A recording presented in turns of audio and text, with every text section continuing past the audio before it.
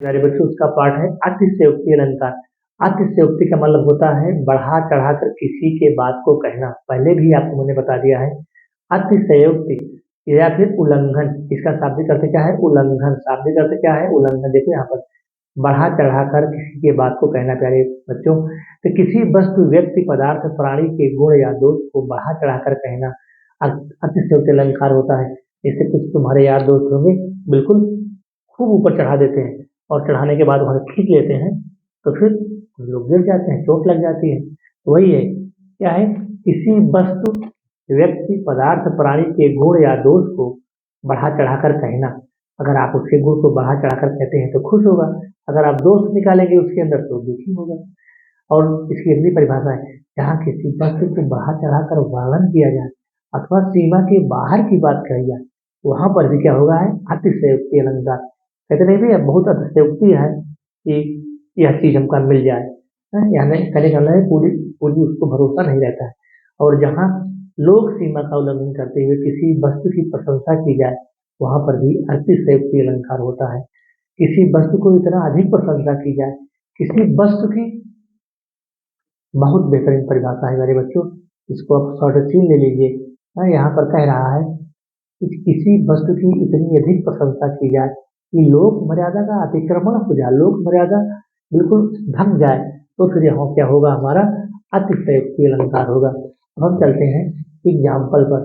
Example देख लीजिए, कितना बेहतरीन, बिल्कुल शॉर्ट सीन ले लीजिए बच्चों, मोबाइल का शॉर्ट सीन ले लीजिए। आगे नदियां पड़ी पवार, घोड़ा कैसे चाय यहाँ पर काफी लाइन है ना, क्योंकि यहाँ पर अतिशयोक्ति की बात कही गई है। आगे नदियां पड़ी अपार, घोड़ा कैसे जाए पार। राणा ने सोचा इस पर, तब तक घोड़ा था। राणा के दिमाग में यह बात आ ही रही थी, उनका जो चेतक था उस पार हो गया, कूद गया, आगे चला गया।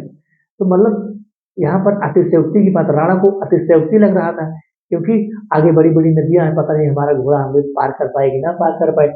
और उनके दिमाग में जैसे ही बात आई, उधर घोड़ा फुर्र से लेके निकल गया। अगला है नागमती दुख बिरह अपारा, धरती सरग जरई जिन झारा। यहाँ पर भी क्या है?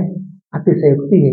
नागमती का जो दुख है बिल्कुल बिना से अपार है, बिना से जल रहा है, और धरती सरग जरई, और ऐसा महसूस हो रहा है कि जो धरती है, धरती और सरग पूरी तरह से जल रहे हैं। देख लो साकेत नगरी है यही, स्वर्ग से मिलने गगन में जा रहे हैं। इस प्रकार से क्या भी एग्जाम्पल बढ़िया है।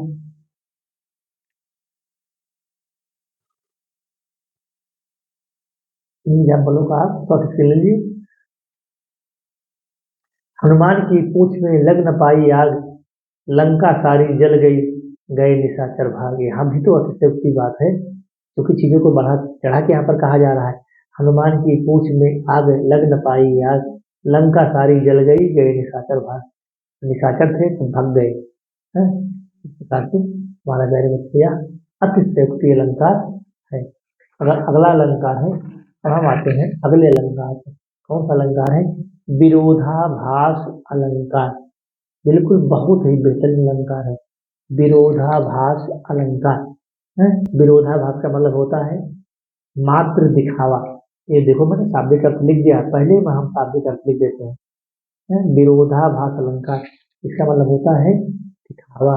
क्या है? जहाँ वास्तविक विरोध ना होकर केवल विरोध का आभास हो, मतलब सामने आके विरोध न करे, पीठ पीछे मार बल्लम भन से हो जाए, घायल कर दिया। और अगला है जहाँ किसी विषय प्रसंग का विरोध केवल दिखावा हो, जहाँ निषेधात्मक शब्द ना नी ने, ना नी ने, नहीं मत करना, निषेध वर्जित का प्रयोग हो, वहां पर क्या होता है? विरोधाभास अलंकार होता है। एग्जाम्पल देख लेते हैं। ना खुदा मिला ना विशाले सनम, क्योंकि विरोध की भाव है ना, विरोधाभास अलंकार है। जहाँ वास्तविक विरोध न होकर के केवल विरोध का आभास व्यक्त हो, विरोध का आभास व्यक्त हो, वहीं पर क्या होता है? विरोधाभास अलंकार होता है।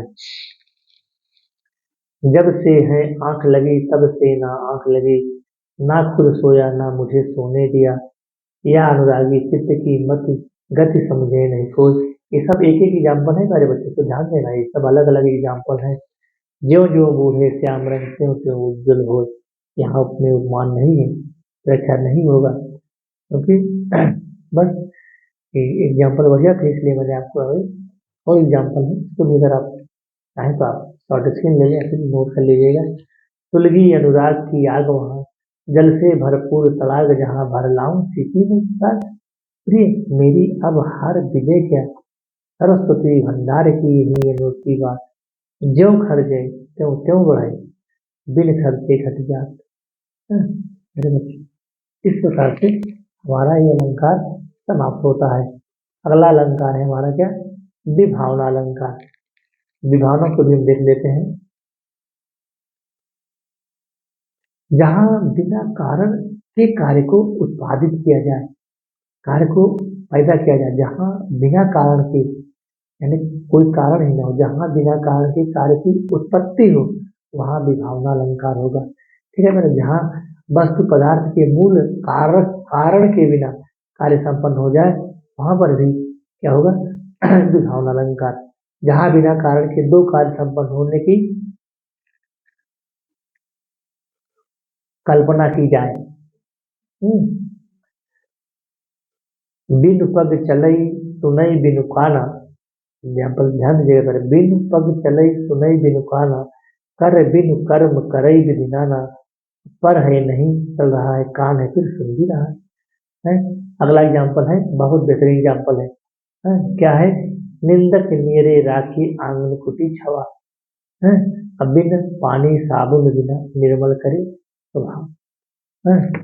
फार्म इस प्रकार से आपको बच्चों को आपको लेना है। अगला हमारा है भ्रांति मान अलंकार। भ्रांति का मतलब होता है भ्रम, भ्रांति, समझकर किसी बात को समझने की कोशिश की जाए। इसका जो पहचान है, भ्रम है, भ्रांति है, समझकर है, समझाकर है, यहाँ से इसको हम पहचान करेंगे। और यहाँ उपमेय उपमान भी आया है, जहाँ उपमेय में उपमान का भ्रम अर्थात भ्रांति हो जाए या फिर संदेह पैदा हो जाए। जहाँ दो वस्तु, यहाँ ध्यान दीजिएगा मेरे बच्चों, जहाँ दो वस्तु पदार्थ प्राणी के गुण धर्म रूप रंग आदि के कारण भ्रम अर्थात भ्रांति की वजह से है, तो वहां पर क्या होगा, भ्रांतिमान अलंकार। एग्जाम्पल देख लेते हैं। बिल विचार प्रविशन लगो, नाग सुंड में ब्याल, नाग सुंड में ब्याल, यानी कि हाथी की सूंड में बिल्कुल नाग का जो बिल विचार, विचार बिल मतलब यह बिल में बैठ करके विचार ही कर रहा है। बिल विचार प्रवधन लगो, नाग सुंड में ब्याल, अर्थात अगर मैं हाथी के सूंड में पहुंच जाऊं तो ताहू काई मुख भ्रम लियो उठाए, तो इस प्रकार से ऊँट को पकड़ा और झटक दिया।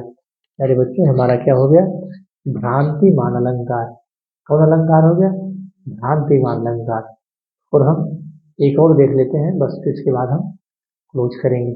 हमारा क्या है, मानवीय करण अलंकार, ये वाला अलंकार, इसको देख लेते हैं। मानवीय करण, जहाँ अमानवीय वस्तु पदार्थों में मानवीय गुणों का समावेश हो, जहाँ जड़ पदार्थों में चेतन की अनुभूति की जाती हो, वहां पर हमारा मानवीय करण अलंकार होगा। ठीक है,